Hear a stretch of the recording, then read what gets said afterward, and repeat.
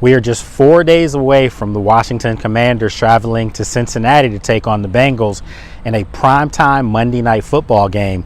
And this is going to be a game that's going to say a lot of things about both teams, because Cincinnati comes into this game as a Super Bowl favorite, considered by many at 0-2 on the season. They had a tough loss last week against the Kansas City Chiefs, a game that they should have won, but they didn't. So if you look at them, they're going to come into this football game hungry and aggressive, because they know if they fall 0-3, history has shown most teams don't recover from that kind of start.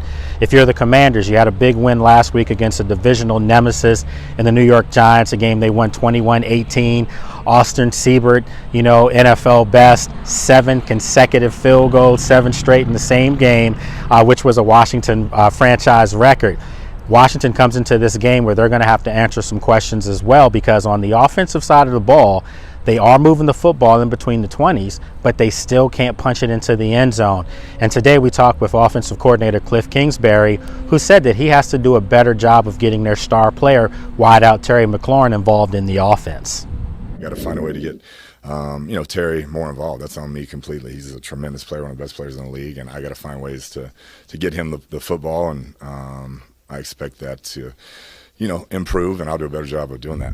Yeah, I mean, defense coordinators are smart. They're going to try to take him away, there's no doubt, and that's my job, to find ways to answer that. And so far I haven't done a great job of it, and as a staff and me, we got to be better moving forward. A catalyst for Washington is going to be Brian Robinson as well as Austin Eckler, because their running game last week ran against the Giants effectively, and they're going to have to lean on that going into Cincinnati. Cincinnati will be entering this game without 2 of their starting defensive tackles, so that could be a plus for Washington to gouge Cincinnati's defense up the middle. And right now for Washington, as they're bringing along rookie quarterback Jaden Daniels, the run game is going to be an intricate part of this game. I just feel like we just haven't put together a complete game, like clean game yet. Still, trying to figure out like what we want our identity to be, and I think we got a great idea of that in the first 2 games.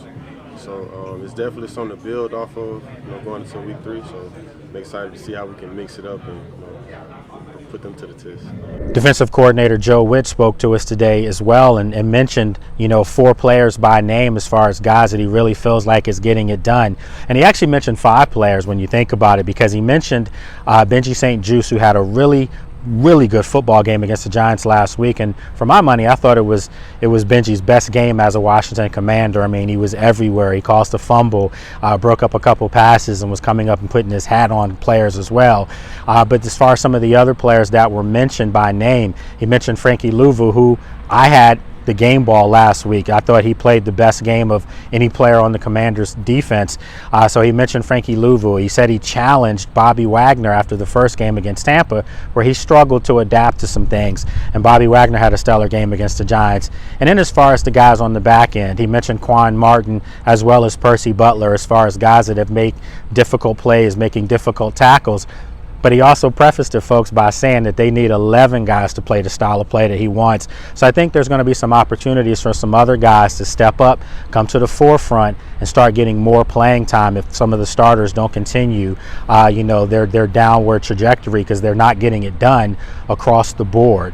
With that said, again, this is going to be a game that's going to be won in the trenches, and I think for Washington, they have to come out, establish the run in this football game in order to give themselves a chance. So we still have 1 more practice, which will be tomorrow here in Ashburn, and we'll let you know as far as what's going on, but it should be a light practice before everyone, hits the airports and starts getting ready to travel to Cincinnati, where Monday night it's the Commanders against the Bengals in a primetime affair.